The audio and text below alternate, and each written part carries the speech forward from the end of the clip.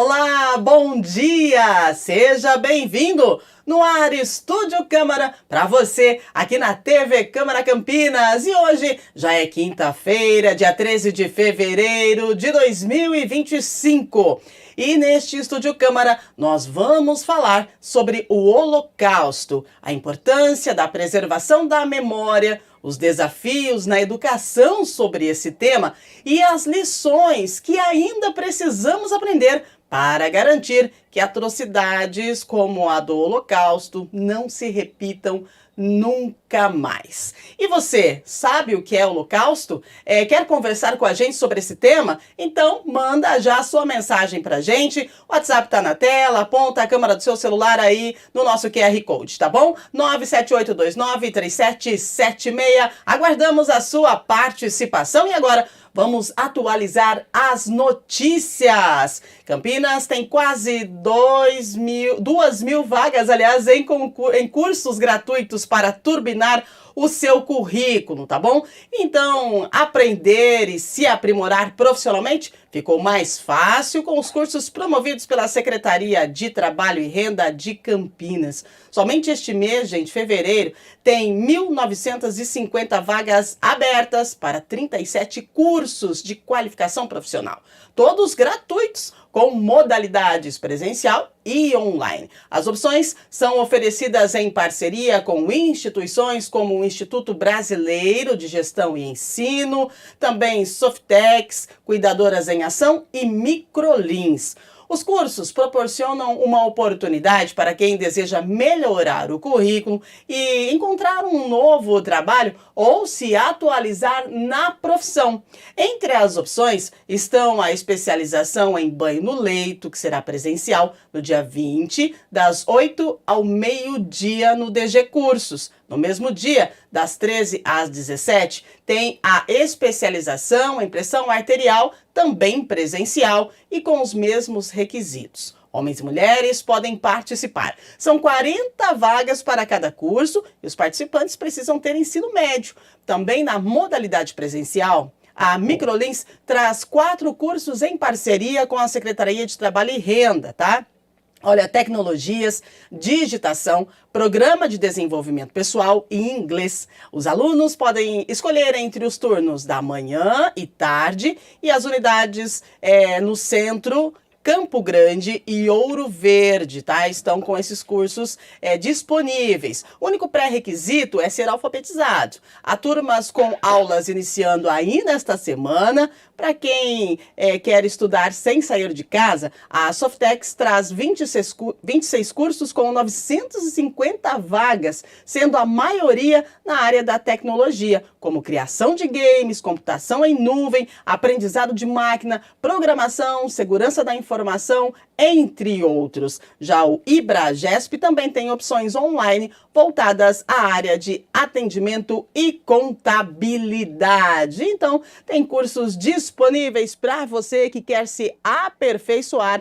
Então, fique atento, né? E aproveite para turbinar o seu currículo. E a gente segue trazendo mais informação para você aqui na TV Câmara Campinas. O nosso Estúdio Câmara está começando e eu quero falar para você que tem audiência pública hoje, dia 13 de fevereiro, na Câmara de Campinas, e o debate desta audiência pública que acontece hoje é o transporte de bicicletas em ônibus públicos. É hoje às 10 da manhã, essa audiência pública sob o comando do vereador Eduardo Magoga, que vai falar então sobre o transporte de bicicletas em ônibus públicos. Importante que você participe. A audiência pública será realizada no plenário da Câmara. Se você quiser participar presencialmente, a entrada fica na Avenida da Saudade, 1004, no bairro Ponte Preta. Como ocorre em toda a reunião, as pessoas presentes no plenário podem fazer perguntas ou apontamentos sobre o tema. Também é possível você acompanhar a transmissão ao vivo aqui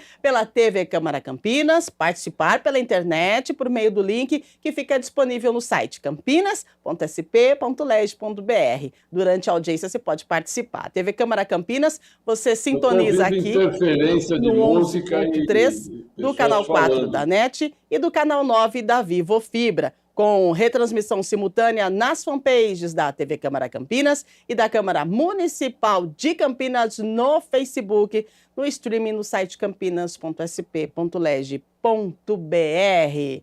E agora, gente, temos uma informação bem interessante, a febre amarela.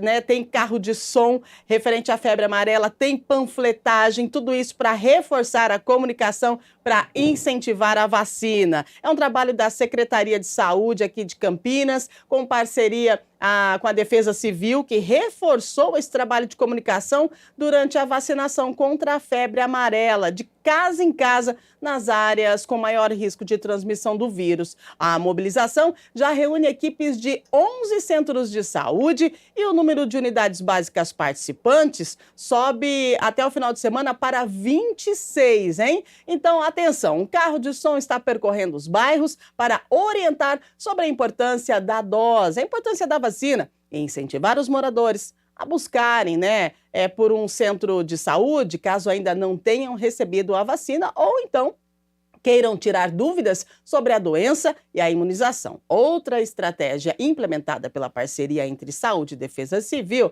é a entrega de um panfleto em imóveis onde foram encontrados os residentes no momento da visita para a vacinação. O objetivo é sinalizar que uma equipe já passou pelo local. E olha, atenção, a Saúde vacinou 384 pessoas em áreas rurais no período de 5 a 8 de fevereiro, após abordar 1.645 pessoas em 586 imóveis. O grupo, com 1.261 que não foi vacinado, já estava imunizado contra a febre amarela. E, graças a Deus, não houve nenhuma recusa. Isso é muito bom. A gente precisa ficar atento, né, à imunização. Lembrando que os centros de saúde estão, sim, com as vacinas disponíveis. Vá ao centro de saúde mais próximo da sua casa e atualize a sua carteirinha de vacinação. E tem previsão do tempo chegando para você, previsão do tempo na tela. Vamos lá, o que nós temos hoje? Sol com muitas nuvens, pancadas de chuva à tarde e, olha, à noite não tem chuva não, à tarde pode ser que sim. E a mínima hoje foi de 22. De acordo com a previsão do tempo, de acordo com o clima-tempo, a máxima é de 31. Mas a gente sabe que a sensação térmica, quando a máxima é de 31, ela pode subir aí para até 35, 36 graus. Então a dica que a gente deixa para você diante dessa onda de calor que estamos passando aqui no estado de São Paulo é hidratação, né? E, claro, proteja-se, use protetor solar, uma sombrinha, né? Um guarda-chuva que agora vira guarda-sol, a sombrinha. Preste muita atenção quando for fazer exercício físico e atenção também para o seu animalzinho de estimação na hora da caminhada, tá certo, gente? Então, hidratação para todos nós, é assim que a gente consegue enfrentar essa onda de calor aqui no estado de São Paulo. Bom, a gente fala hoje no nosso programa, no Estúdio Câmara, sobre o Holocausto. O Holocausto é um dos acontecimentos mais marcantes do século XX. Os relatos dos sobreviventes até hoje chocam o mundo e a cada dia que se passa, novas informações são descobertas, né? Por ser um assunto assim tão relevante para a história recente do mundo, hoje aqui no Estúdio Câmara, nós vamos falar sobre o aniversário, né, o 80º aniversário da libertação dessas pessoas, né? Por isso a gente convida estudiosos que compreendem muito esse tema. Nós temos aqui o professor historiador, o professor de história, né? É o José Leopoldino, se disponibilizou do tempo dele para vir aqui para conversar com a gente sobre esse tema tão importante. Professor Léo, seja muito bem-vindo ao Estúdio Câmara, muito bom dia. Bom dia. E tenho certeza que hoje vai ser um dia muito proveitoso, né? Porque não devemos esquecer, como você relatou, esse período histórico, né? Que foi um período sombrio, né? Que, aliás, a Segunda Guerra em si, ela já foi sombria, mas ao final dela que foi descoberto essa tragédia humana, né? Que foi o Holocausto e os campos de concentração.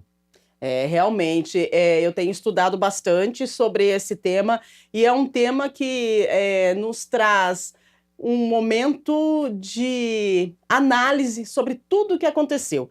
E para ajudar nessa análise, nós estamos pelo Zoom com o escritor, cineasta e também especialista em Holocausto, Nazismo e Segunda Guerra Mundial, Márcio Pitliuk. Seja muito bem-vindo. Bom dia para você. Bom dia, Rúbia. Bom dia, professor Léo. Muito obrigado pelo convite.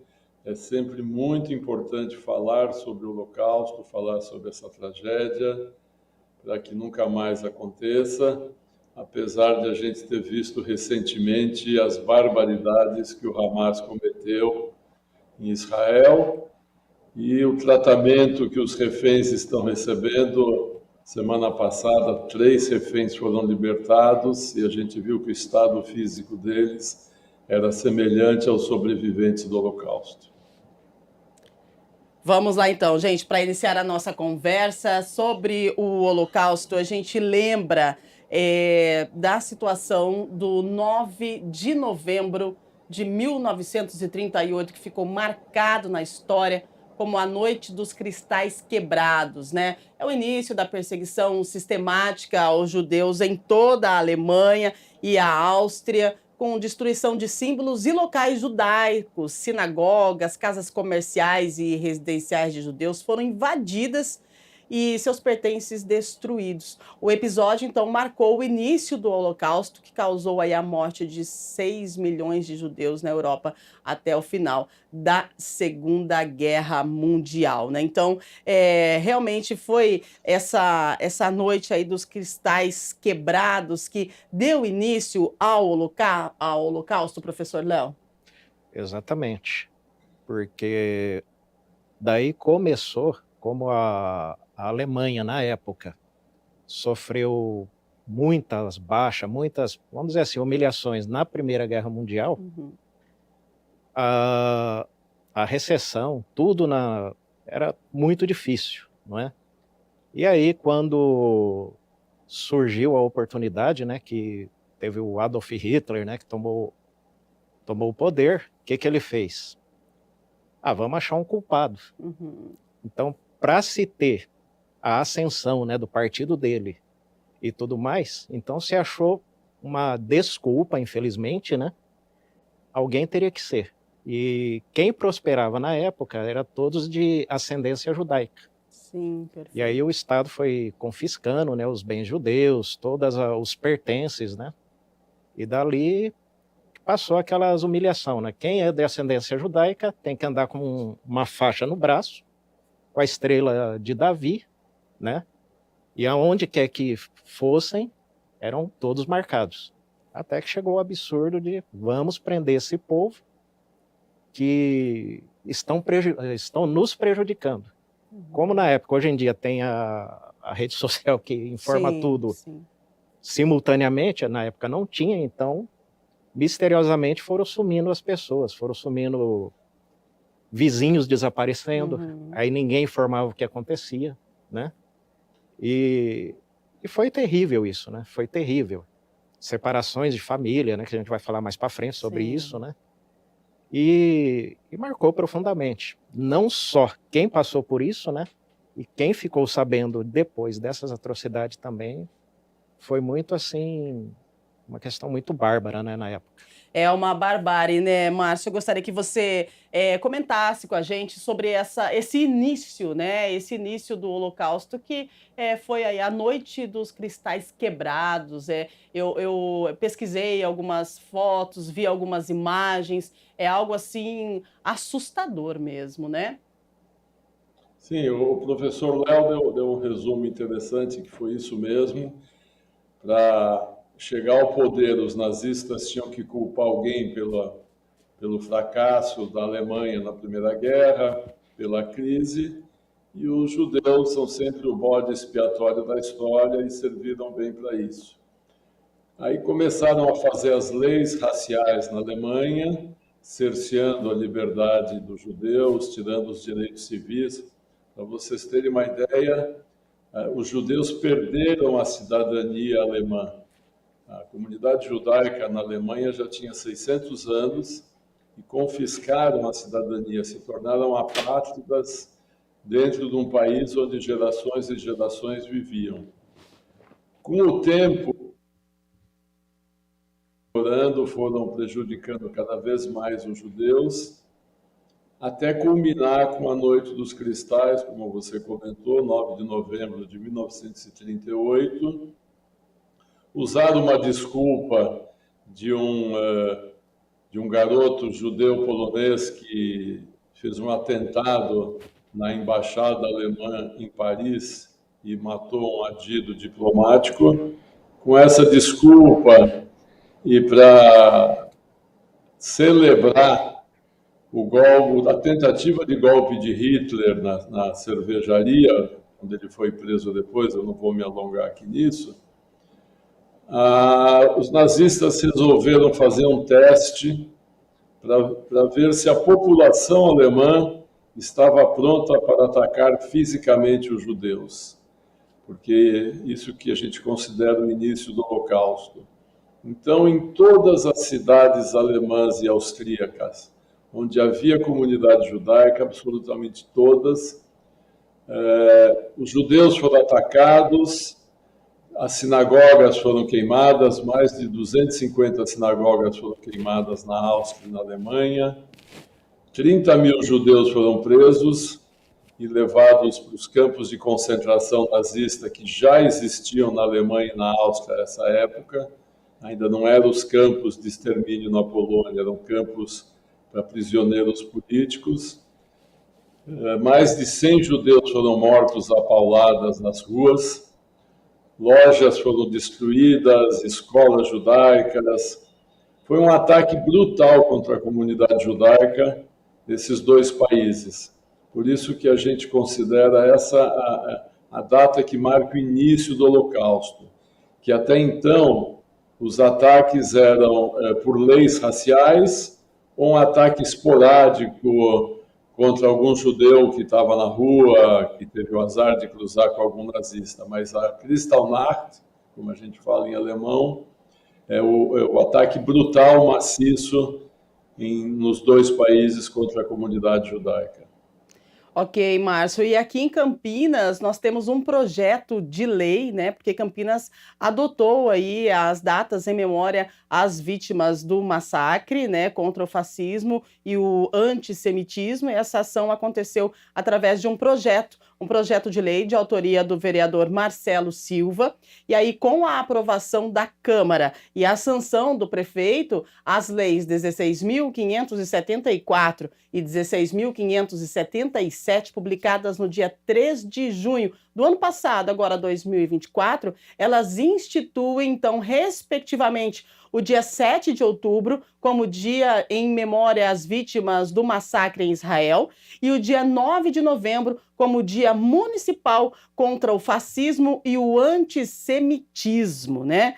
E no dia 27 agora de janeiro, o último dia 27, nós tivemos uma lembrança, né? Uma questão assim, eu não digo nem... É aniversário da liberação de Auschwitz. Então, foi designado esse dia pela Assembleia Geral das Nações Unidas como o Dia Internacional da Memória do Holocausto. Então, desde 2005, a ONU e seus Estados-membros têm realizado cerimônias para marcar o aniversário da libertação de Auschwitz e homenagear a memória dos 6 milhões de judeus mortos no Holocausto e de outras milhões de pessoas vítimas do nazismo, né? Os sobreviventes do Holocausto estão agora, em sua maioria, na casa dos 90 anos, né? Então são 80 anos de libertação de Auschwitz, uma jornada de memória, uma jornada de reflexão. E agora eu gostaria de falar com os nossos convidados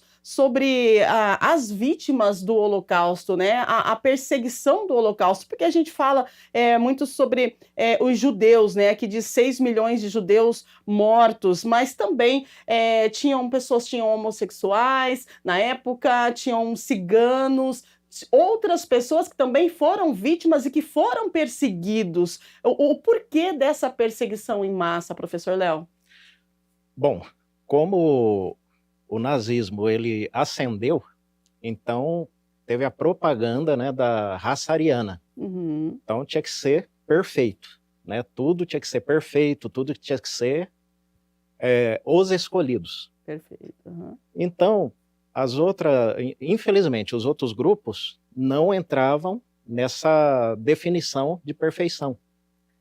A homossexualidade era aberração. Uhum. Se era uma aberração, então era passivo de extermínio. Então não devia nem, que eles falavam na época, né, os absurdos de falar assim, não, se cura, que é uma doença. Não, eles exterminavam.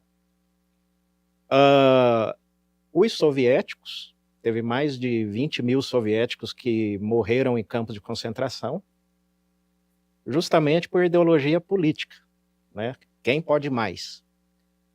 A própria Polônia teve vários poloneses também que foram presos, que inclusive o início, né, da Segunda Guerra Mundial foi por causa da guerra entre Alemanha e Polônia, né? Uhum. E aí os poloneses, o que aconteceu? Como eles perderam essa guerra, então os alemães se sentiram no direito de impor autoridade sobre eles. Então todas as leis iam tudo lá para as cidades polonesas e tudo mais. E inclusive, em fins de guerra, que foi descoberto, né, o campo de concentração de Auschwitz, né, que foi o maior campo de concentração da época, que milhões morreram, 6 milhões de judeus e outros milhões. Só que em Auschwitz foram 1.300.000 mortos ali. E não era só maus tratos, né? Cientistas, né, faziam experiências, né? Sim. Absurdo de, vamos serrar um membro para ver se ele se reconstrói esse membro, né? Vamos aplicar a injeção para ver o que acontece. Pingar tinta, né? Para deixar as crianças que nasciam de outras etnias de olhos azuis. Poxa vida, fazer esses absurdos, né? Mas tem muito mais pormenores que aconteciam nessa época.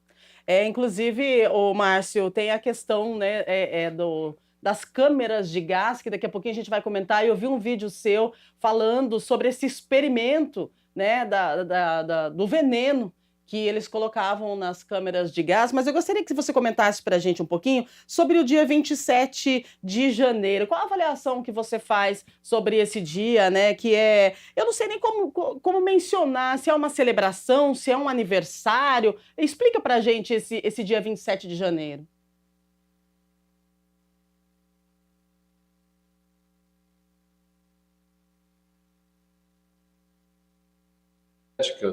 E era justamente um exército ucraniano, entrou em Auschwitz para libertar o campo.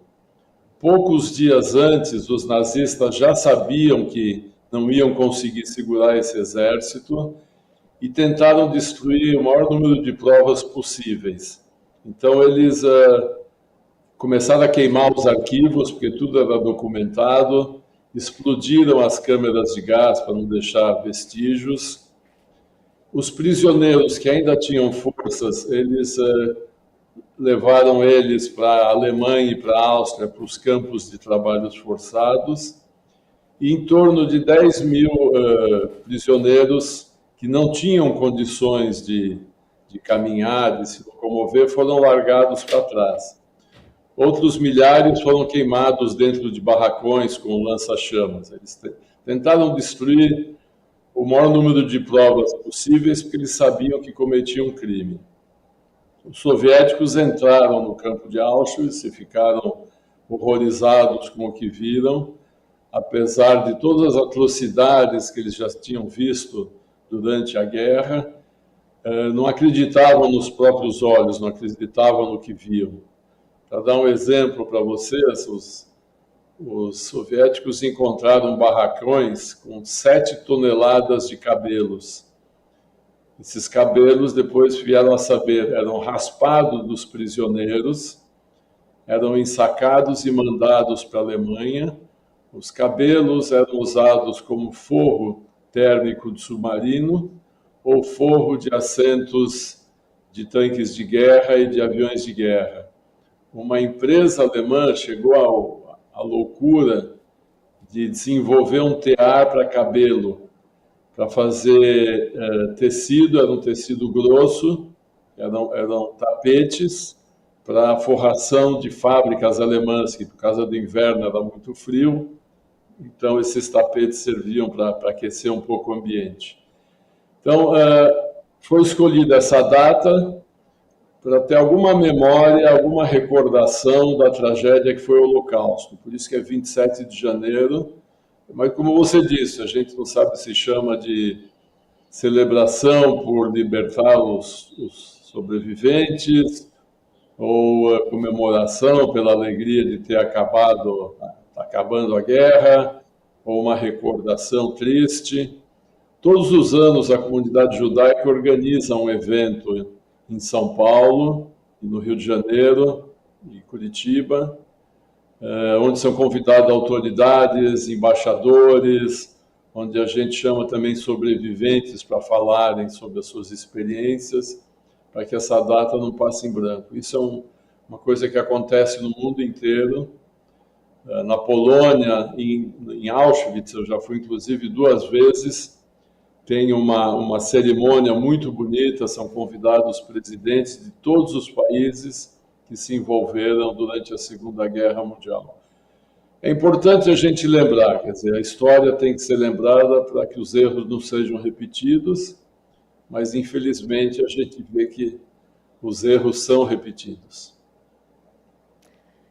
Olha, gente, falando em lembrar, né? Nós estamos falando aqui do Holocausto, do campo de concentração, o maior campo de concentração, né, do Holocausto, que é Auschwitz, e nós vamos exibir um vídeo para você, uma parte, né, que você vai acompanhar momentos desse campo de concentração que foi considerado o centro do Holocausto. A gente tem esse vídeo aí, produção? Vamos dar uma olhadinha? O centro do Holocausto, um vídeo assim que ele marca, né? Ele marca bastante, mas é importante a gente relembrar. Se o senhor puder ir comentando, né? É interessante a gente mostrar a situação. Essas imagens foram feitas durante a libertação. A gente podia ver os prisioneiros ali magros, tentando se agasalhar, porque a libertação foi feita no inverno europeu. A temperatura diziam que estava por volta de 30 graus negativos. Aqui a gente vê o estado que os prisioneiros estavam, os corpos largados, as pessoas mortas. Era uma tragédia sem tamanho. Prisioneiros que pesavam 30 a 40 quilos no fim da guerra. Eu, pessoalmente, conheci alguns desses sobreviventes. Um deles me contava que estava por volta de 30 quilos mesmo. Esses beliches são também nesses campos. Eram sempre treliches, eram 3 prateleiras, onde caberia uma pessoa, 12 eram obrigadas a se juntar. Essas imagens que a gente acabou de ver são alianças caindo em alguma caixa, que tudo dos judeus era roubado. As alianças, os dentes de ouro eram arrancados para que esse ouro fosse mandado para a Alemanha para financiar a Segunda Guerra. Sapatos, roupas, barbeadores, além dos cabelos, como eu falei, objetos pessoais, tudo era roubado dos prisioneiros. No próprio campo eram higienizados, reformados, sapateiros judeus eram obrigados a trabalhar nisso, para que esses objetos fossem levados para a Alemanha e utilizados pelos próprios alemães. Essa imagem que a gente está vendo em destaque aí de uma pessoa é o Elie Wiesel. Elie Wiesel é sobrevivente do Holocausto, passou por Auschwitz. Essa foto foi tirada lá.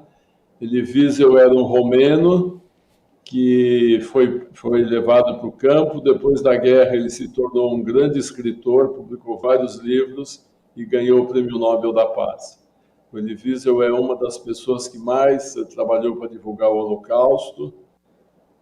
Depois da guerra, ele saiu da Romênia e foi morar na França e depois nos Estados Unidos. Teve um trabalho internacional de divulgação do Holocausto. Muito bem, Márcio. Eu acompanhei uma entrevista sua onde você fala e cita a questão do envolvimento, né, da elite no Holocausto. A necessidade desse envolvimento. Se não tivesse o envolvimento da elite, não haveria o Holocausto? Qual é a sua visão sobre esse possível envolvimento? Essa pergunta é muito boa.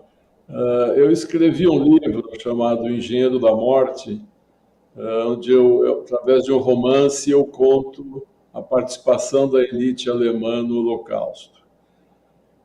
Só os nazistas, né, só o partido, só a SS não conseguiria realizar o Holocausto. O Holocausto só foi possível porque contou com a colaboração de grande parte da sociedade alemã e, conforme os nazistas iam invadindo outros países, com o apoio das populações locais. Porque para assassinar 6 milhões de pessoas, como eles conseguiram, 6 milhões de judeus, e na Europa tinha 11 milhões de pessoas, 11 milhões de judeus, sem essa ajuda não seria possível. Além dos judeus, como o professor Léo também comentou, dentro de uma falso estudo de eugenia, né, os nazistas se consideravam superiores, os arianos se consideravam superiores. Então, eles também queriam destruir os ciganos, exterminar os ciganos, porque eram considerados seres inferiores, além dos judeus. Queriam escravizar os eslavos seriam utilizados como mão de obra animal. Eles tinham planos até de que as crianças eslavas, quando eu falo eslavos, são poloneses, russos, ucranianos e tal, as crianças não estudariam para se tornarem animais, bestas de carga. Então, se a elite alemã não tivesse colaborado com Hitler, ajudado ele a chegar no poder, a se manter no poder e usar toda a sua força para cometer o Holocausto, não teria sido possível. Vou dar alguns exemplos para vocês. As leis raciais, como eu citei anteriormente, uma das leis era confiscar os bens dos judeus. Então, havia um banco judeu, esse banco foi confiscado e transferido para um banqueiro alemão. Havia uma seguradora nas mãos de judeus. Essa seguradora era entregue para as mãos de um ariano, de um alemão puro. A Porsche, que todo mundo conhece, que fabricou a Volkswagen, depois se tornou Volkswagen, a Porsche tinha um sócio judeu. O Ferdinand Porsche tinha um sócio judeu. Esse sócio teve que entregar as ações para o Ferdinand e perdeu todos os direitos de uma fábrica que ele que tinha sugerido ser construída. Então, toda a elite alemã se envolveu no Holocausto. Por quê? Porque era um bom negócio, porque isso gerava mais dinheiro. Eu vou dar um outro exemplo para vocês. Os advogados judeus foram proibidos de advogar na Alemanha. Então, teve uma lei que, com o tempo, todos os profissionais liberais foram proibidos de trabalhar. Médicos, dentistas, advogados, engenheiros, arquitetos. Judeus não podiam mais trabalhar, né, ser profissionais liberais. Os advogados alemães, os advogados arianos, apoiaram essa lei. O Ministério da Justiça alemão apoiou essa lei, porque não eram leis impostas simplesmente, eram discutidas em alto nível. Por que os advogados alemães aceitaram e concordaram com a lei que proibia os judeus de exercer a advocacia? Em Berlim, para a gente ter uma ideia, 25% dos advogados de Berlim eram judeus. quando eles são proibidos de trabalhar, o mercado cresce para os arianos em 25%, ou seja, eles passam a ganhar mais clientes, passam a ganhar mais dinheiro. Então, eles apoiaram essa iniciativa.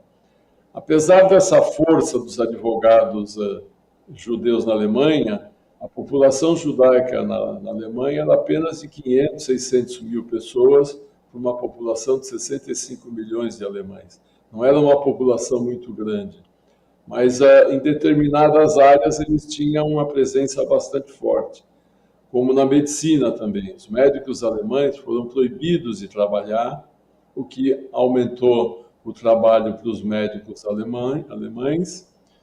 Agora, o que choca é que alemães que tinham médicos que fizeram o parto de seus filhos, que tratavam com médicos alemães, também não acharam ruim quanto a isso, né? Por isso que eu falo que a participação da elite alemã no Holocausto foi fundamental, como foi fundamental o apoio de outras populações no extermínio de judeus. Vou pegar o caso da Holanda, por exemplo. A Holanda tinha 150 mil judeus antes da Segunda Guerra Mundial. 85% desses judeus foram assassinados. Quem ia capturar os judeus holandeses para colocá-los nos trens que iam para os campos de extermínio na Polônia era a polícia holandesa. Não era a polícia alemã que ia capturar os judeus, era a polícia holandesa. A mesma coisa aconteceu na França. Era a polícia francesa que ia capturar os judeus. Então, houve um interesse geral nesse extermínio. Se você quiser, eu posso falar agora sobre as câmaras de gás, né? Isso, daqui a pouco nós vamos para um breve intervalo e aí na volta nós vamos falar sobre as câmaras de gás, que é algo bem impactante, né? Mas, professor Léo, como o Márcio comentou, houve então a participação da elite, né? Que acabou financiando toda essa questão aí, se não toda, mas a maioria, né, dessa questão desse massacre do Holocausto. Eu gostaria que o senhor salientasse para a gente a maneira em que as pessoas eram tratadas, o Márcio falando, né, que foi tirado tudo que eles tinham, até o cabelo, então o anel, o cabelo, tudo que eles tinham foi retirado. Tem pessoas, estudiosos, que dizem, que citam, que essas pessoas que viveram o Holocausto, elas passaram por um período considerado pior do que o período da escravidão. Eu gostaria, aqui no Brasil, né? Eu gostaria que o senhor explicasse para a gente e gostaria que o senhor trouxesse qual é a sua tese referente a essa fala e esse posicionamento, né? A questão da escravidão no Brasil e a questão do Holocausto. Seria assertivo essa comparação? Olha, em questão de tragédias, né, como o Holocausto e a escravidão do Brasil, são dois tópicos igualmente nojentos, né, vamos dizer assim, igualmente humilhantes, mas assim, o Holocausto, 80 anos, é uma coisa recente, né, é um fato recente, e de onde se exterminaram, né, 6 milhões de seres humanos, né, de seres humanos. Agora, a escravidão no Brasil foi um fato a ser construído lá atrás, no final do século XV, certo? Se popularizando no século XVI e perdurando na questão do Brasil até o final do século XIX. Sim. Sim, 300 anos de humilhações, né, sendo pessoas escravizadas, pessoas humilhadas. Então, se a gente colocar assim, o que acontecia na escravidão do Brasil, ela é comparável ao que acontecia nos holocaustos. Que um caso, rapidamente, dá tempo de falar? Por favor, fique à vontade. Um caso, uma vez eu vi um documentário de sobreviventes, né, de holocausto, só que essa pessoa não era de Auschwitz, era de um outro campo. Ela dizia o seguinte, que quem comandava era uma comandante, uma senhora lá que ela era responsável pelo campo, e o superior dela, alguma coisa aconteceu ali, o superior chamou a atenção dela, enquanto as pessoas estavam fazendo faxina.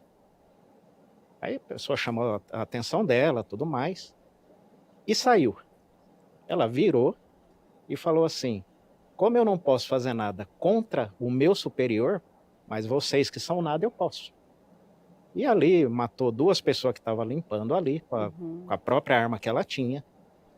Ordenou que outras lá fossem aprisionadas no sol, sem água, sem nada, porque presenciaram o que ocorreu entre ela e o superior, né? E a escravidão no Brasil tinha muito disso, né? O escravo não tinha nem direito, ele estava trabalhando. Se olhasse para o senhor ou para a senhora de escravo, ele recebia 50 chicotadas só por olhar. Por que você está olhando? Ele levantava para dar licença para a pessoa passar. Por que você está me olhando? 50 chicotadas. Abria aquelas feridas, né, na carne, jogavam sal grosso e fala: agora você está apto a trabalhar, né? Com que condições? Então foram 300 anos. Gente, uma comparação, né? Eu só citei essa comparação, Márcio, porque em alguns artigos eu visualizei pessoas, historiadores e pessoas que escrevem, que falam sobre o Holocausto, né, fazendo essa comparação entre Holocausto e escravidão aqui no Brasil. Qual que é a sua tese referente a essa comparação? Bom, aí eu vou discordar do professor Léo pelo seguinte: nós que trabalhamos com o Holocausto, não comparamos isso com absolutamente nada. São coisas distintas. Escravidão é um horror, né? Assim como o Holocausto foi um horror, mas são coisas distintas. A escravidão, segundo historiadores, trouxe 10 milhões de negros para o Brasil, 4 milhões morriam no transporte, né? É um número absurdo, mas eles achavam mais barato trazer mais escravos do que alimentá-los ou tratá-los bem durante o transporte. Mas uma vez eu também li um artigo que falava do Idi Amin Dada, em Uganda, que também dizia: nossa, o Idi Amin Dada foi tão ruim quanto o Hitler. Eu acho que essas comparações não funcionam pelo seguinte: o Dada foi ruim para os ugandenses, como o Brasil escravagista foi ruim para os africanos, como os sérvios foram ruins para os croatas durante o genocídio naquela região, assim como os nazistas foram ruins para os judeus. Então, cada um tem o seu carrasco, cada um tem o seu verdugo, tem a pessoa que faz mal para ele, né? Por isso que eu falo, acho que não é uma coisa que é possível comparar. Uma outra coisa também que eu chamo a atenção é o seguinte: os escravos no Brasil eram uma mercadoria que tinha valor, eram comprados, eram negociados, trocados e usados como força de trabalho para produzir. Os judeus escravizados pelos nazistas não eram uma mercadoria. Eles trabalhavam para morrer de exaustão. Em vez de colocar as pessoas mais fortes nas câmaras de gás, eles colocavam as pessoas mais fortes para serem escravos, mas eram muito mal alimentados, trabalhavam 7 dias por semana, 12 horas por dia, sem nenhuma condição, e morriam em 3 meses. Quer dizer, eles não eram uma mercadoria que tinha valor, não era uma mercadoria que podia ser negociada. Então, por isso que eu acho que esse tipo de comparação a gente evita fazer. São tragédias diferentes, tragédias de cada povo. Como eu disse, em Uganda sofreram com o Idi Amin Dada, na Sérvia os croatas sofreram na mão dos sérvios, no Brasil os africanos sofreram na mão dos escravagistas, assim como os judeus sofreram na mão dos nazistas. É importante a gente trazer essas informações, né? Apesar de ser um tema um pouco delicado, um pouco não é muito delicado, né? Mas a gente precisa resgatar essa memória para a gente construir um futuro e que isso não aconteça, né? Nunca mais. Olha só, nós abrimos o nosso WhatsApp. E aí nós temos os telespectadores que estão mandando perguntas para a gente. Então vamos lá, vamos responder aos nossos telespectadores aqui. Andrzej Kowalski. Andrei Kowalski. André, Andrei Kowalski. André Kowalski, é isso aí, Guanabara. A minha família sobreviveu a Auschwitz. Olha isso. Como podemos manter a memória do Holocausto para as próximas gerações? Márcio, por gentileza, repete o nome dele para mim. Andrei Kowalski. Andrei Kowalski. Muito bem, Andrei. Obrigada pela sua participação. E eu acredito que o Márcio e o professor possam responder você, né? Sobre como manter viva a memória do Holocausto para as próximas gerações. Mas, no meu ponto de vista, manter vivo algo que choca. Como faz isso? Qual é o equilíbrio disso, ô Márcio? Fala pra gente. Bom, Andrei, obrigado pela pergunta. Pelo seu nome, eu arrisco dizer que a tua família, né, eles não são judeus, eles eram poloneses. Pelo nome, eu acho que eles são só poloneses cristãos. Provavelmente também foram mandados para Auschwitz, ou porque trabalharam na resistência contra os nazistas, ou porque eram pessoas proeminentes, ou porque eram comunistas, eram contra o regime, alguma coisa assim. A gente tem, para preservar a memória, por exemplo, é o que nós estamos fazendo, essa iniciativa da TV Câmara de Campinas, de criar esse debate, de fazer esse programa, onde a gente possa explicar o que aconteceu, ou como vereador de Campinas, que criou o Dia em Memória do Holocausto para a cidade.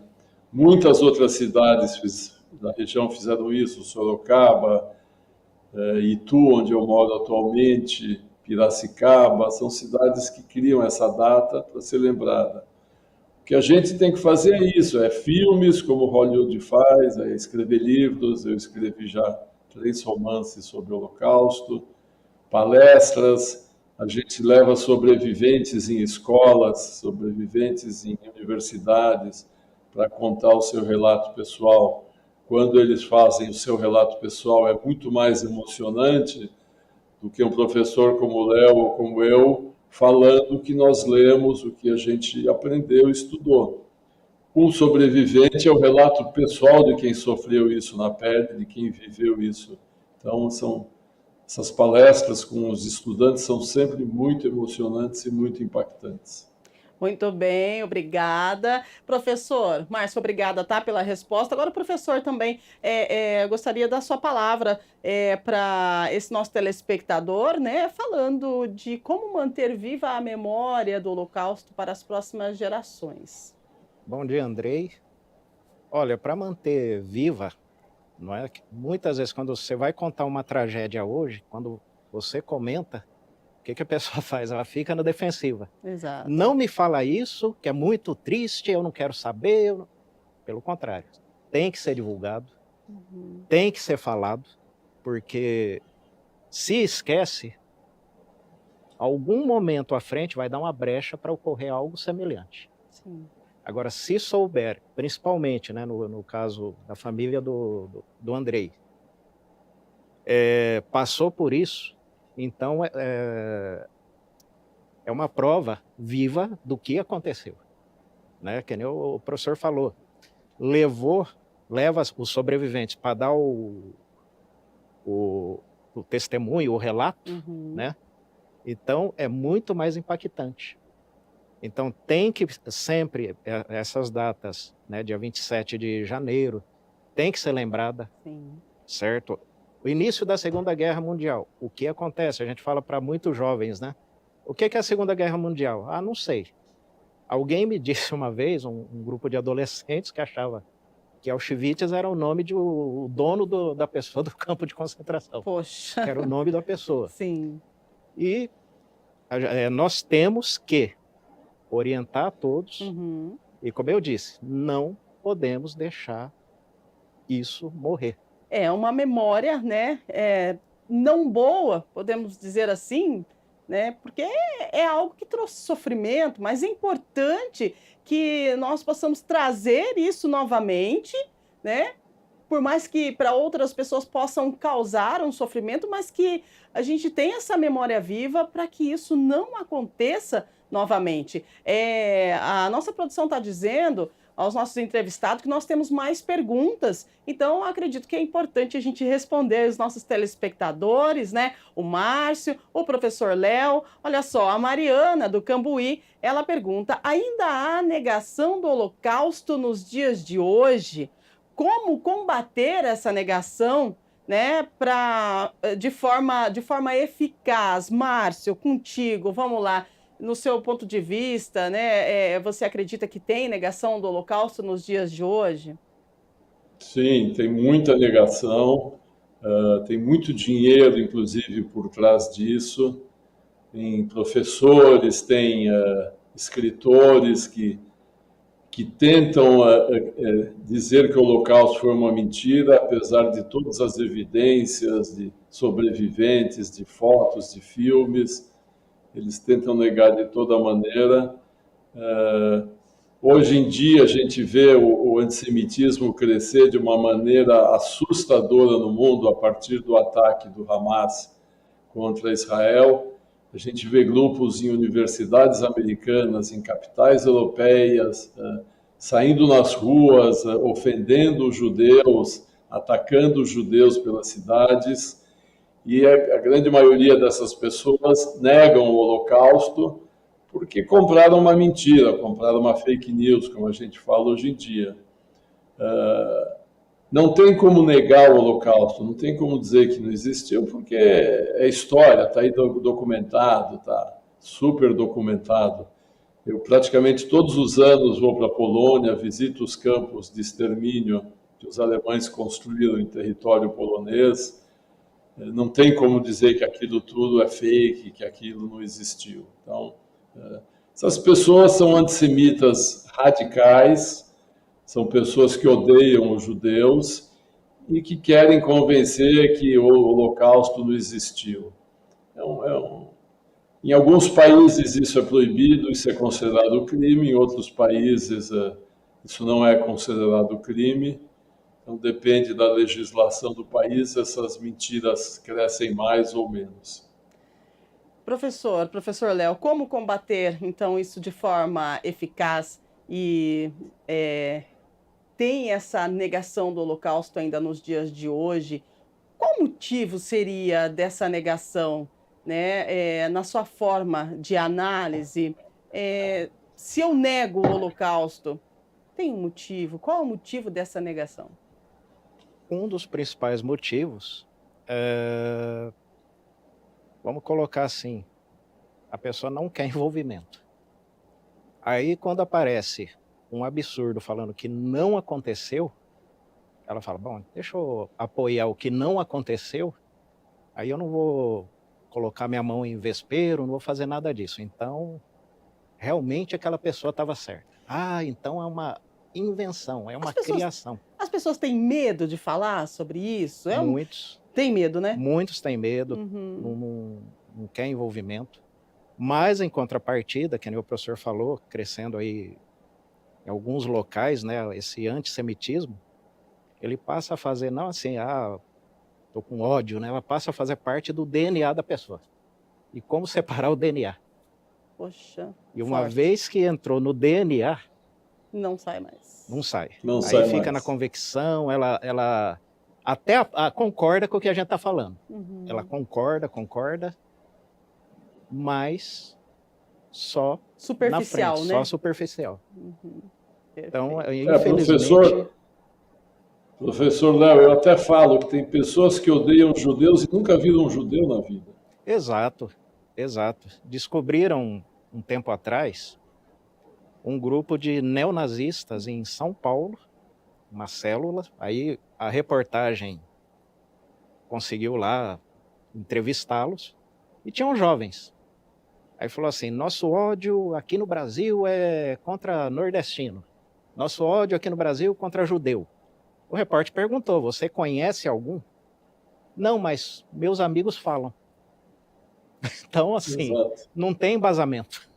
É só pelo fato de falar. E aí a gente consegue, sobre essa sua fala, é importante porque a gente pode falar que o simples fato de estarmos aqui nesse momento, né, falando sobre o Holocausto, trazendo informações dessas duas pessoas, o professor Léo e o Márcio, que são historiadores, que são estudiosos referente ao Holocausto, isso é de grande valia porque você começa a entender o que aconteceu, né? E a importância de a gente estar falando e comentando sobre essa situação que muitas vezes as pessoas têm medo de comentar, né? Se exime do comentário porque não gosta de falar, porque na verdade é um assunto que traz aí uma sensação estranha, né? Mas é importante para que não aconteça mais situações como a do Holocausto, que marcou todo o mundo, né? E foram milhões de pessoas que tiveram suas vidas ceifadas. Produção, nós temos mais perguntas? Se tiver pergunta, pode colocar na tela. Você que está acompanhando o nosso Estúdio Câmara hoje um pouco diferente, a gente falando sobre o Holocausto. É uma aula de história magnífica com duas pessoas que têm aí grandes informações, né? São dois estudiosos sobre o Holocausto e é importante a gente falar. Vamos lá então, ó, Lucas do Taquaral. Que lições do Holocausto... Nossa, essa é forte, hein? Que lições do Holocausto ainda não aprendemos e que podem nos ajudar no mundo atual? Olha só que pergunta essa, Márcio. É uma pergunta forte e importante a gente ter essa resposta. Você pode ajudar a gente? Oi, Lucas, boa pergunta. Olha, o que a gente não aprendeu é a não ser preconceituoso, a não odiar as pessoas por causa de religião, ou por causa de cor, ou por causa de etnia, ou por causa de opção sexual. Apesar do Holocausto, que aconteceu recentemente e que perseguia, como o professor Léo falou também, homossexuais, negros, ciganos, judeus, todos que não fossem arianos, todos que não tivessem dentro daquele padrão que os nazistas achavam que era o único povo com direito a viver na Terra, foram perseguidos, foram escravizados ou foram exterminados. Então, infelizmente, a humanidade não aprendeu nada, porque a gente vê que ainda existe intolerância sexual, intolerância religiosa, intolerância de etnia. Infelizmente, também está, como o professor falou, está no DNA das pessoas. Por mais que alguém explique, olha, um homossexual tem os mesmos direitos que um não homossexual. Um judeu tem os mesmos direitos que um não judeu. Todo mundo tem os mesmos direitos. Por mais que a gente explique, a pessoa, como ele falou, pode até dizer, eu entendo, mas eu continuo odiando. Porque está no DNA, está no sangue da pessoa. Ela foi criada assim, não sei se foi o ambiente familiar que fez isso, ou o ambiente social que ela conviveu que fez isso. Ela carrega um ódio contra determinada pessoa porque tem um componente que ela não gosta. Apesar do Holocausto ter mostrado para nós o absurdo que isso é, porque chegou no extremo de tentar exterminar povos, apesar do Holocausto ter demonstrado isso na prática, né, com realidade o que acontecia, as pessoas continuam tendo esses ódios, esses preconceitos, essas intolerâncias. Então, por mais que a gente tente, que a gente eduque, que a gente se esforce, o ser humano é ruim. Eu acho que o ser humano é ruim por essência. Podem não concordar comigo nessa minha posição, mas o ser humano é ruim. Ele é egoísta, ele só pensa nele, e se ele precisar prejudicar quem está do lado para sair ganhando, ele faz isso. Lamentável, né, Márcio? Lamentável. Lamentável, eu acho Lamentável. lamentável, mas eu vejo assim. Sim, professor Léo, quando o Márcio fala, né, que infelizmente não se aprendeu nada, né? A gente pode tirar como base algo bem próximo da gente, que é a questão da Covid, né? Olha só o que aconteceu.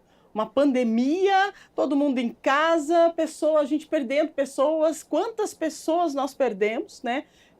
Na época da Covid. E aí eu me lembro que eu me refiro à Covid porque todo mundo passou por essa situação. O Holocausto é algo que aconteceu e que as pessoas que passaram pelo Holocausto hoje estão aí com os seus 90 anos, né? E o Covid é bem recente, então a gente consegue fazer aí... Gente, é uma situação que, se você parar para pensar do que o Covid trouxe, né, para a gente e o que nós aprendemos com o Covid hoje, infelizmente, a resposta é a mesma que o Márcio deu sobre o que nós aprendemos, o que o Holocausto trouxe de aprendizado para a humanidade. Na sua avaliação, professora, o porquê é tão difícil das pessoas aprenderem, mesmo se o aprendizado for o sofrimento? Olha, é difícil, né, esse aprendizado pelo seguinte. Há muito tempo atrás eu vi uma frase assim, né, que o homem, ele é assim, inteligente. Ele tem inteligência, ele tem criatividade. Sim. Mas quando juntar a massa, Poxa. é totalmente ao contrário, né? Dá um exemplo, uma eleição presidencial. Vamos dar esse exemplo. Na posse de X presidente, seja lá quem foi ele, tem lá milhares de pessoas, milhões de pessoas acompanhando e aplaudindo. Perfeito. Passou 6 meses, aí já começa a crítica. Até a próxima eleição. Ganha o outro. A mesma coisa. A gente vê nos Estados Unidos. Ganha os democratas, depois ganha os republicanos, ganha os democratas, ganha os republicanos. Aí um fica achando o defeito do outro. Sim. Mas nenhum chega numa solução que a gente pode ajudar tal coisa. E assim vai, que nem a questão, né, que o Lucas traz aí. Eu digo até, tem coisa que é bíblica, né? Se a gente pega o livro de Reis na Bíblia... Não, vamos falar Reis não, dos Juízes. O livro de Juízes na Bíblia, Deus libertava o povo, aí todo mundo seguia a Deus. Passava 40 anos, aquela geração passava, o povo esquecia de Deus. Vinha o sofrimento, o povo pedia ajuda de Deus. Depois voltava para Deus de novo. E assim... É um ciclo vicioso, né? E assim é a humanidade. Hoje, nós estamos falando do Holocausto. Sim. Certo? É um tema, assim, importantíssimo. Como nós falamos aqui, não deve ser esquecido de maneira alguma. Mas só que se a gente fizer um debate aberto, vamos colocar assim, lá no campo do Maracanã, vai estar cheio de gente, todo mundo ouvindo ali. Mas passou 1 mês, 2 meses, vamos começar a pensar, será que é tudo isso mesmo? Ah, não, mas o pessoal está cheio de, como diz hoje, né, cheio de mimimi. Não aconteceu tudo isso. Espera lá, mas quem sofreu é que sabe. Exatamente. Quem sofreu é que sabe. Então não adianta eu não sofrer, não sei, falar assim, mentira.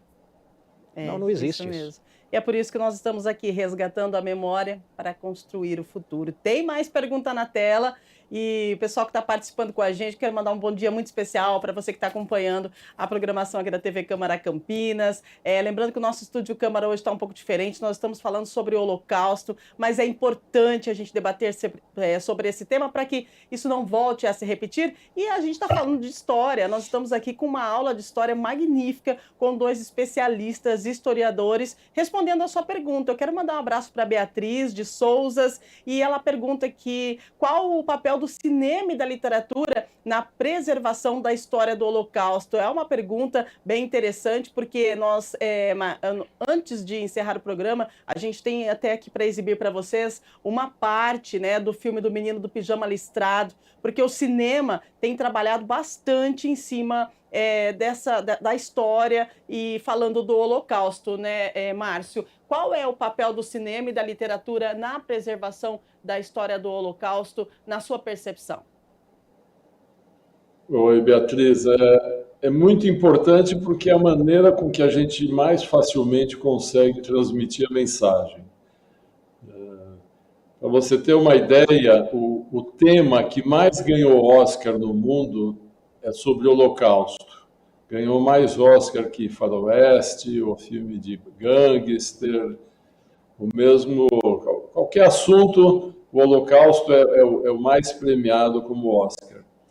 E é o tema que até hoje gera milhares de livros em todo o mundo. Todo ano, milhares de livros são lançados com o tema Holocausto.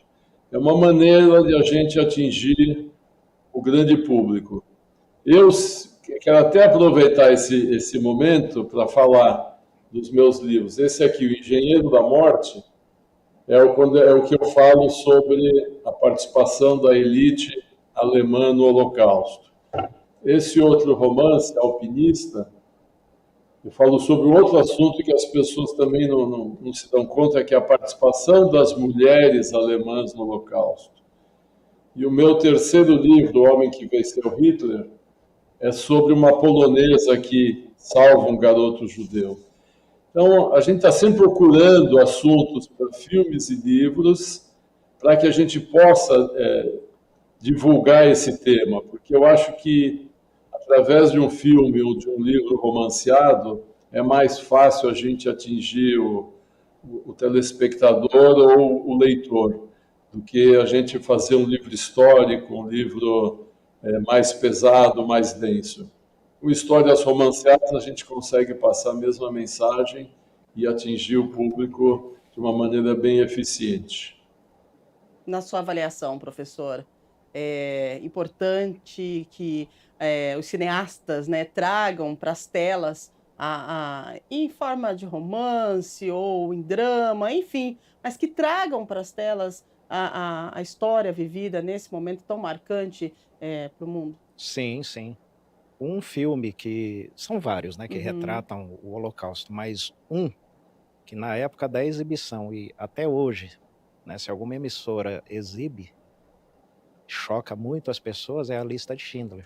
A Lista de Schindler, verdade. Porque ali mostra todos os detalhinhos quando foram desapropriados, Uhum. né? Quando começou os trabalhos forçados, quando começaram os trabalhos forçados, câmara de gás, as torturas. Então mostra ali. E o interessante é que quem produziu o filme é o Spielberg, né? Ele tem Sim. ascendência judaica.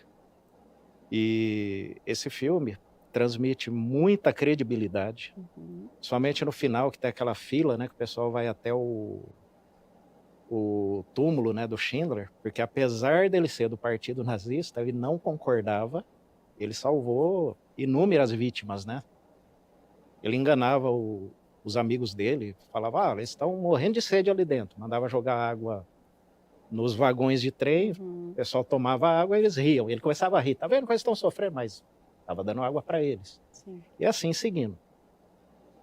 E esse filme, ele deixou muita gente assim, por dentro, né, do que aconteceu nessa época. Importante. Importante a história em si, ela ser retratada de alguma forma, né? O Márcio fala dos livros que ele escreveu, nós temos vários filmes que retratam essa história desse momento, né, monstruoso que foi o Holocausto. Agora, o Márcio tocou num assunto que eu gostaria que você desse uma pincelada para a gente, Márcio, sobre as mulheres no Holocausto, né? Porque muito se fala dos homens no Holocausto, os homens que trabalhavam, aí depois os homens que eram mortos, mas as mulheres também, elas fizeram parte do Holocausto e essas mulheres, elas precisavam trabalhar e aí elas acabavam indo trabalhar nesses campos de concentração. O que diz a história sobre as mulheres? Pois é, hoje a gente fala tanto em empoderamento feminino, as nazistas eram bem empoderadas. As mulheres alemãs tiveram uma participação ativa no Holocausto e também tiveram uma participação passiva, mas usufruindo do Holocausto. Na Alemanha, publicavam anúncios no jornal oferecendo emprego para jovens alemãs que quisessem trabalhar num lugar agradável, ao ar livre, no campo, numa fazenda. Iam ganhar um bom salário, uniformes, comida, alojamento. Então, era melhor do que trabalhar numa fábrica, porque a gente tem que entender o seguinte: a Alemanha estava em guerra, os homens estavam participando das guerras, faltava mão de obra nas fábricas e as mulheres começaram a ocupar esses espaços, além dos escravos, como eu falei antes. Muitas mulheres, em vez de trabalhar numa fábrica, que era um ambiente fechado, barulhento, poluído, preferiam trabalhar ao ar livre. Então, elas respondiam a esses anúncios de emprego, e esses locais eram campos nazistas, em território polonês, ou em território lituano, ou em território da Alemanha, da Áustria, em vários países da Europa. E lá elas iam trabalhar, fazer o quê? Desde o básico, como ser secretárias, como trabalhar em escritório, como trabalhar como enfermeiras, mas também elas trabalhavam selecionando prisioneiros que seriam mortos ou que seriam transformados em escravos, organizavam grupos de trabalhadores forçados, participavam de torturas. Teve uma médica alemã que fez experiências pseudocientíficas também com prisioneiros judeus. Depois da guerra, ela foi presa por pouco tempo. Teve a mulher de um comandante em Majdanek, que é um campo que fica na Polônia, onde ela ajudava o marido e ela ajudava a torturar, ela era terrível, também foi presa e condenada depois da guerra. Mas também as mulheres coniventes, que ou eram amantes dos nazistas, então elas iam trabalhar nos campos, se tornavam amantes dos nazistas e se beneficiavam. Como quando os alemães roubavam as joias dos judeus, os casacos de pele, as roupas, esses amantes davam para suas namoradas joias, casacos de pele. Então, elas se aproveitavam do crime nazista para ganhar presentes. As esposas dos nazistas também se beneficiaram de várias maneiras, ou porque os maridos melhoraram o salário, melhoraram os cargos, subiram na vida e elas participavam disso, ou também porque recebiam esses presentes, eles traziam para casa joias, casacos que tinham pertencido a judias, que tinham pertencido a prisioneiros. Esposas de arquitetos, engenheiros que ajudaram a desenvolver os campos nazistas, sabiam o que seus maridos faziam, sabiam no que eles trabalhavam. Então, a participação da mulher foi tão grande quanto a dos homens. Antes eu falei, né, que só os nazistas não teriam perpetrado o Holocausto, precisou do auxílio da elite alemã. Da mesma maneira, as mulheres alemãs também ajudaram e colaboraram com isso. A gente não pode colocar a culpa apenas no partido nazista, apenas em quem controlava a Alemanha naquela época. Não, eram milhares de pessoas só. Quer dizer, milhões se envolveram com isso, milhões colaboraram com isso. Importante essa informação, né, professor? Sim, sim. E teve outros papéis também de mulheres estrangeiras que combateram os nazistas também. Por exemplo, na União Soviética, né? Elas eram tão assim, vamos colocar assim, guerreiras, que os nazistas assustavam, chamavam elas as bruxas da noite. Porque elas não tiveram, assim, de derrota, pelo que eu conheço, não tiveram nenhuma derrota. Olha isso. Elas combateram os esquadrões nazistas, assim, de igual para igual. Mulheres.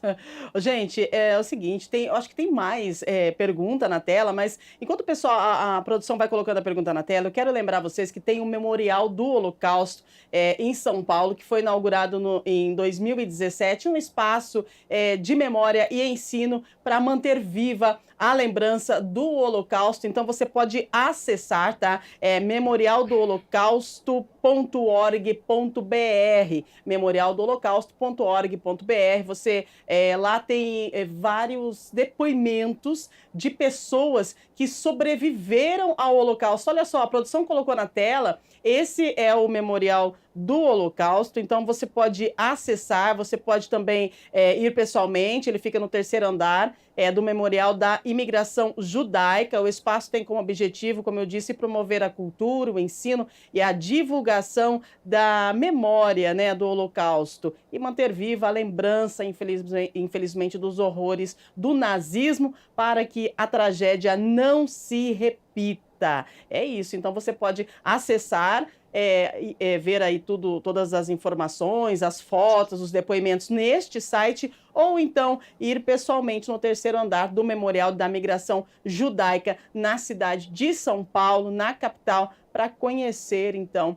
esse memorial do Holocausto. Você pode agendar a sua visita. Importante que você esteja por dentro da história, né?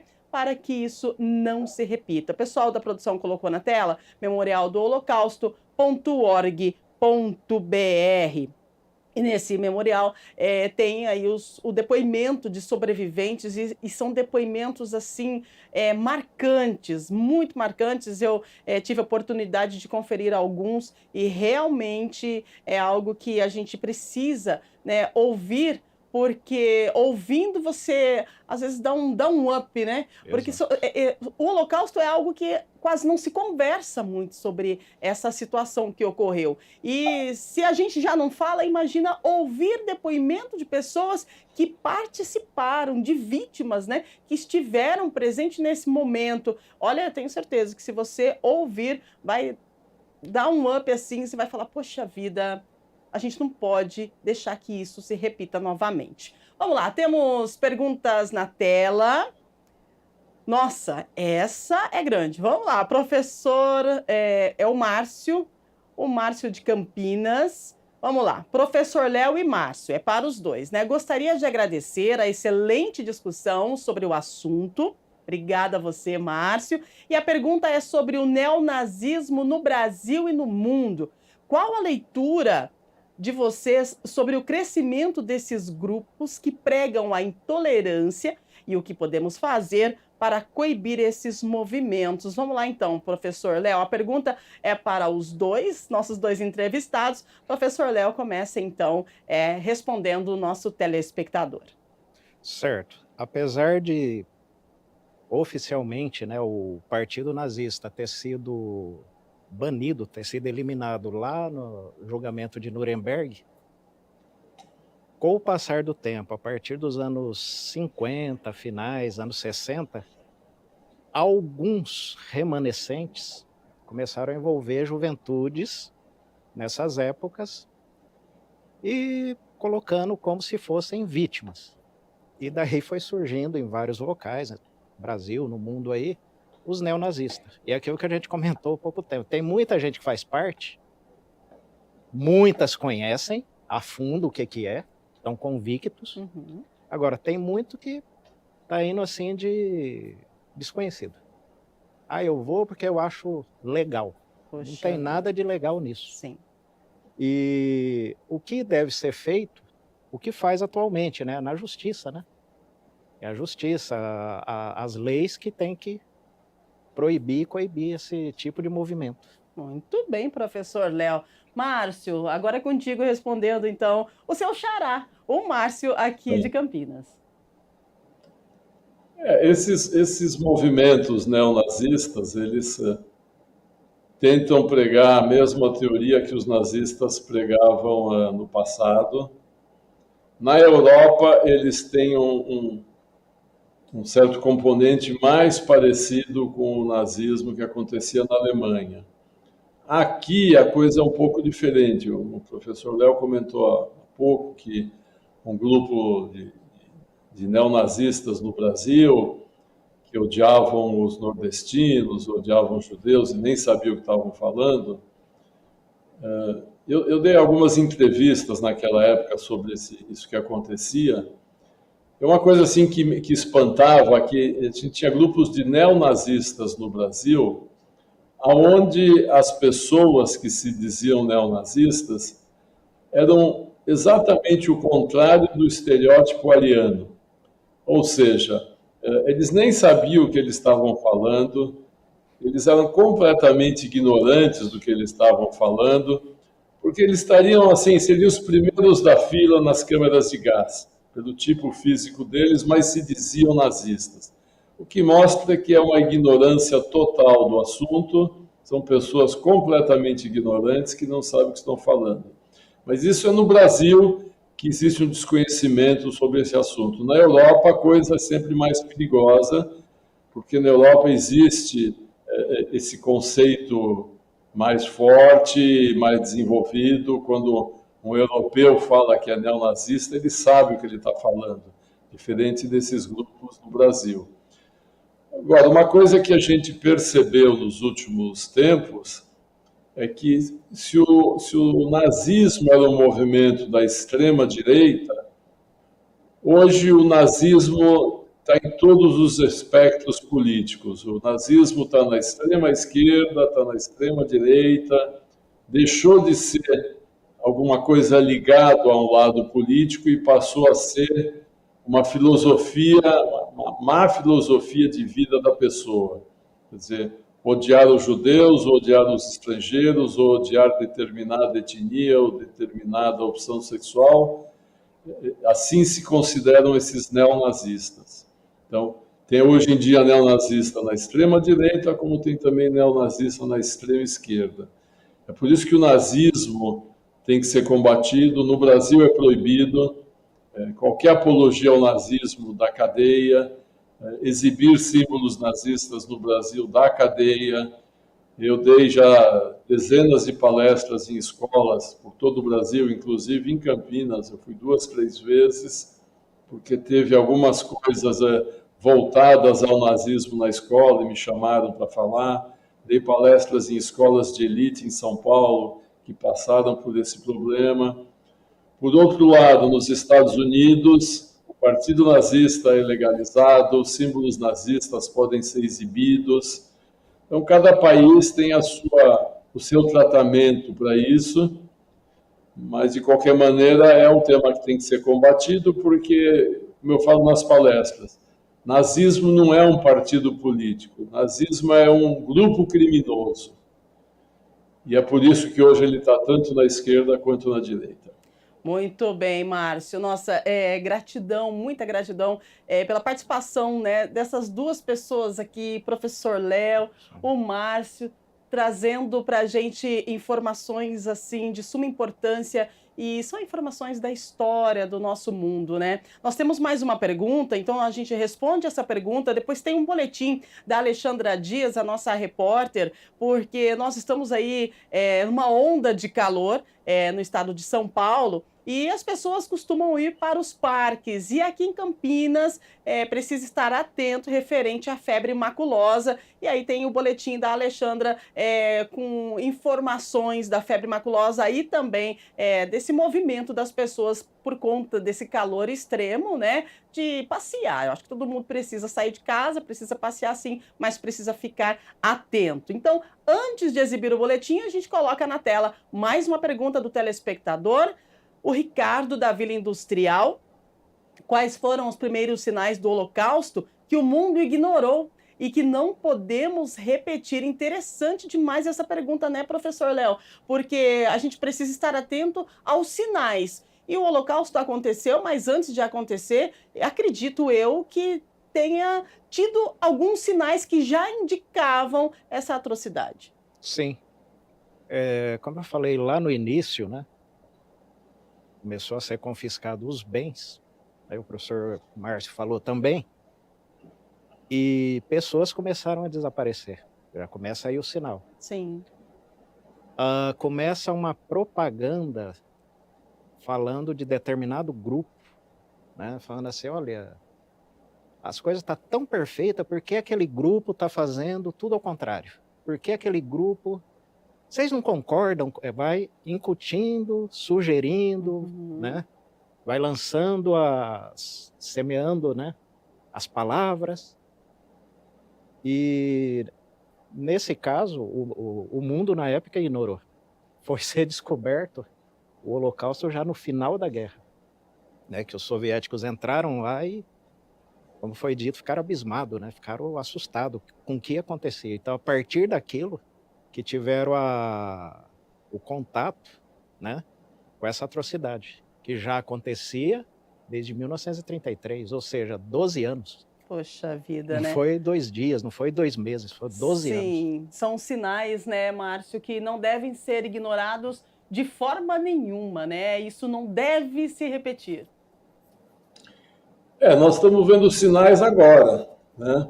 Depois, como eu falei, depois do ataque terrorista do Hamas contra Israel, a gente está vendo pessoas saindo na rua, ofendendo os judeus, atacando os judeus, dizendo que os judeus são os culpados pelo que aconteceu. Já ouvimos também que tudo aquilo que o Hamas fez não é verdade, que os próprios judeus mataram os judeus para poder atacar Gaza.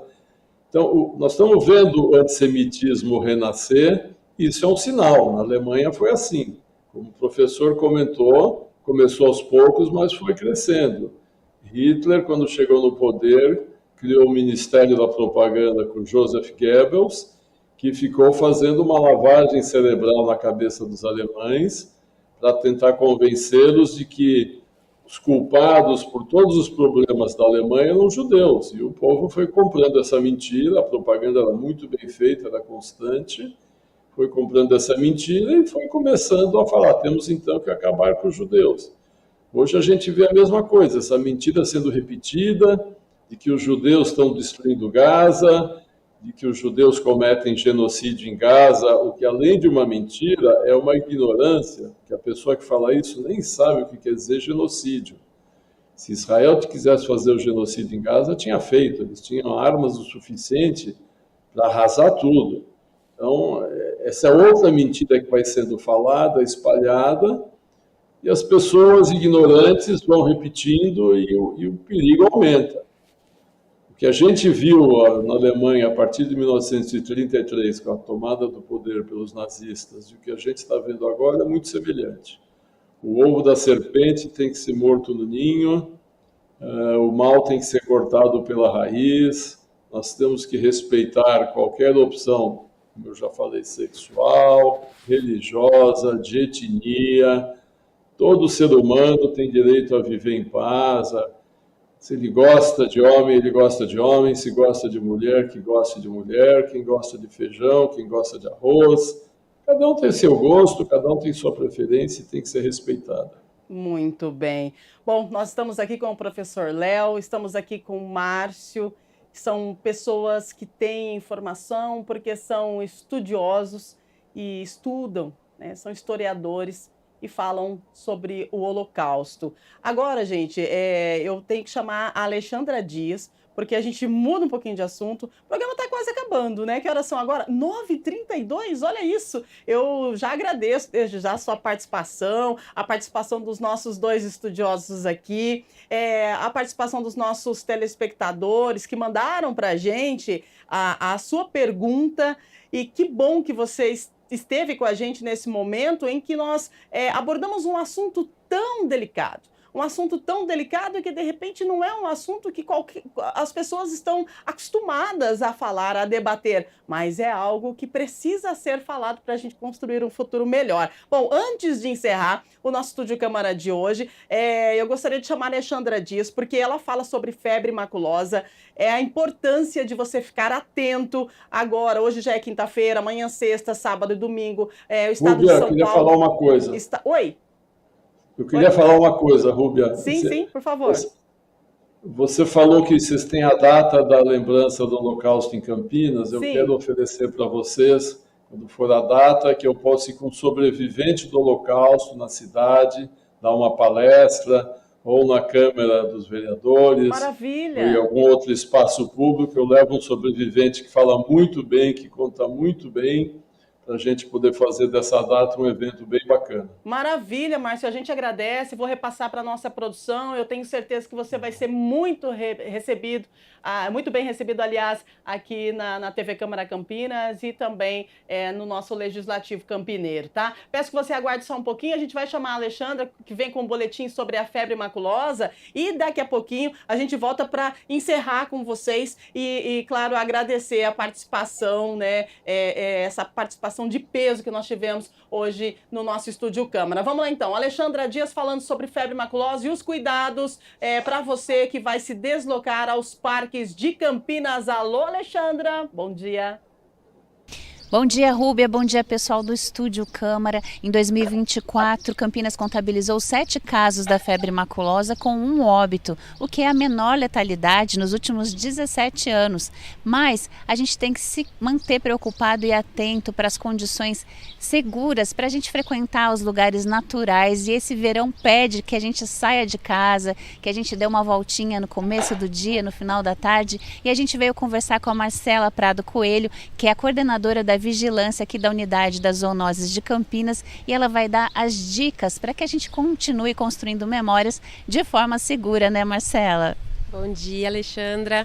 O que a gente orienta? A pessoa pode passear, pode frequentar, mas é só saber que o carrapato geralmente ele fica em área de sombra, próximo de mato e principalmente onde tem lago, lagoa e rio. Então, se a pessoa quiser fazer um piquenique, procura áreas pavimentadas, evita acúmulo de folha seca. Foi para casa, pesquisa no corpo, vê se encontra carrapato, toma um banho quente, põe a roupa para lavar, passa a bucha.